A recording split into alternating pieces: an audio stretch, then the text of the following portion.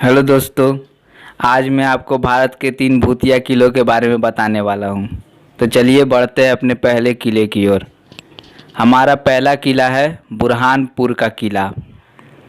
यूं तो विश्व प्रसिद्ध आगरा का ताजमहल बादशाह शाहजहां के अपनी बेगम मुमताज महल के प्रति बेपनाह मोहब्बत की कहानी को बयां करता है, परंतु शायद बहुत कम लोग यह जानते होंगे कि ताजमहल बनने तक मुमताज के मृत शरीर को बुरहानपुर के बुलारा महल में दफनाया गया था।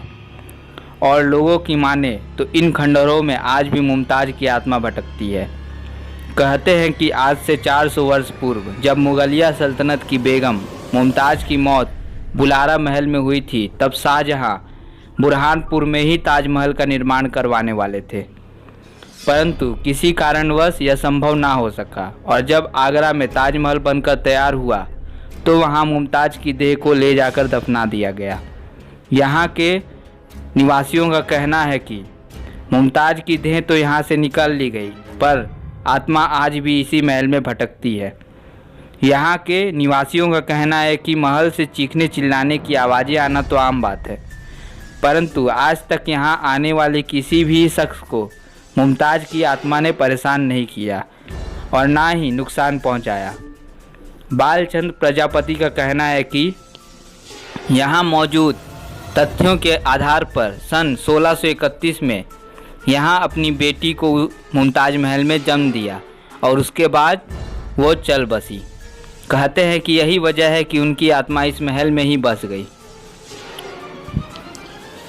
बुरहान के इन खंडहरों में क्या वाकई मुमताज की आत्मा भटकती है या यह केवल असामाजिक तत्वों द्वारा लोगों को इस स्थान से दूर रखने की कोई चाल है, जिससे कि वे अपने गैर कानूनी कार्यों को चुपचाप अंजाम दे सके। आप इस बारे में क्या सोचते हैं, हमें कमेंट कर ज़रूर बताइएगा। और इस स्थान के बारे में और कुछ जानते हैं तो हमें ज़रूर बताइएगा। चलिए दोस्तों बढ़ते हैं अपने दूसरे किले की ओर। हमारा दूसरा किला है मध्य प्रदेश के भोपाल के शिवपुरी में एक 2100 साल पुराना ऐतिहासिक किला, जो कि एक ज़माने पहले बेहद खुशनुमा हुआ करता था। लेकिन अब यहाँ रात को क्या दिन में भी कोई आने का साहस नहीं करता।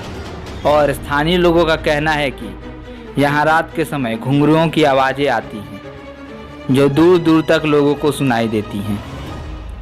भोपाल के शिवपुरी में एक छोटा सा कस्बा है पोहरी, जहाँ यह किला स्थित है।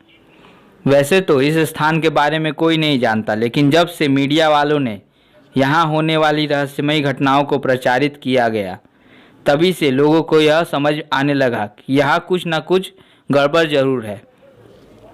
वे लोग जो भूत प्रेत और आत्माओं के होने जैसी बातों पर यकीन नहीं करते, अब तो वो भी इस किले को श्रापित समझने लगे हैं। इस स्थान की अपनी तो कोई पहचान नहीं, लेकिन जब से इस किले के भूतहा होने की बात सामने आई है, तब से लोग पोहरी को पहचानने लगे हैं। पहले इस किले में दिन में स्कूल भी चला करता था, लेकिन जब बच्चों ने वहाँ कुछ अजीबोगरीब हरकतें महसूस की तो वहाँ स्कूल लगना भी बंद हो गया। यह किला वीर खांडेराव का किला है। लोगों का कहना है कि यहाँ रात को खांडेराव की सभा लगती है। वहीं रात के समय नर्तकियों के आवाज़ आती है। यहाँ रात को आत्माएं पूरे किले को अपने कब्जे में ले लेती हैं। घनी जारी झाड़ियों के बीच घिरे इस जंगल में अगर गलती से भी कोई रात के समय रुक गया तो उसका हश्र अच्छा नहीं होता है। स्थानीय लोगों का तो यह भी कहना है कि 2100 वर्ष पुराने इस किले में वीर खांडेराव का डेरा था, लेकिन उनकी मृत्यु के बाद यहाँ कोई परिवार अभी तक टिक नहीं पाया। कहते हैं कि एक परिवार ने यहाँ रहने का साहस किया तो पहले ही दिन घर की महिलाएं अजीबोगरीब हरकतें करने लगी।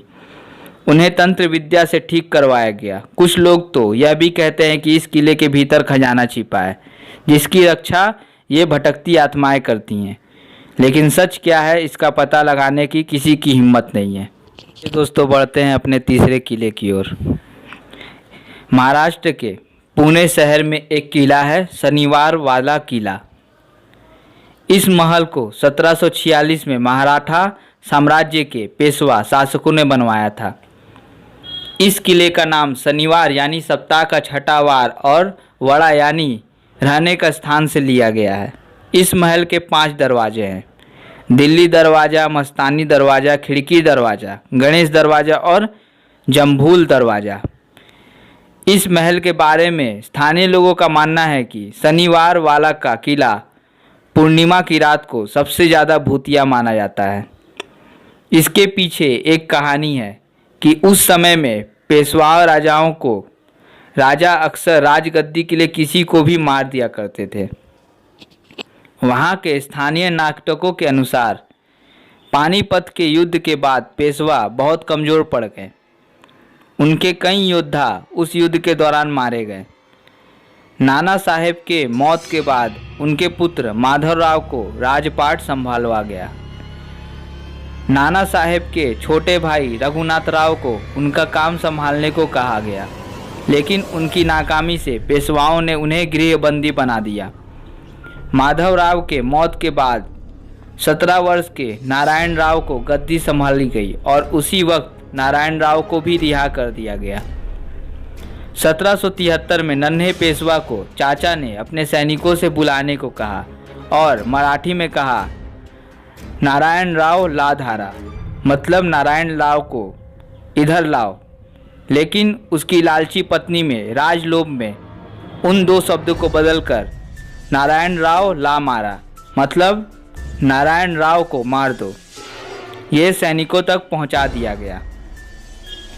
जब वो सैनिक उस नारायण राव को मारने के लिए पूरे महल में घूम रहे थे, तब वो राजकुमार मदद के लिए बड़ी ज़ोर ज़ोर से चिल्ला रहा था, काका माला बाचवा।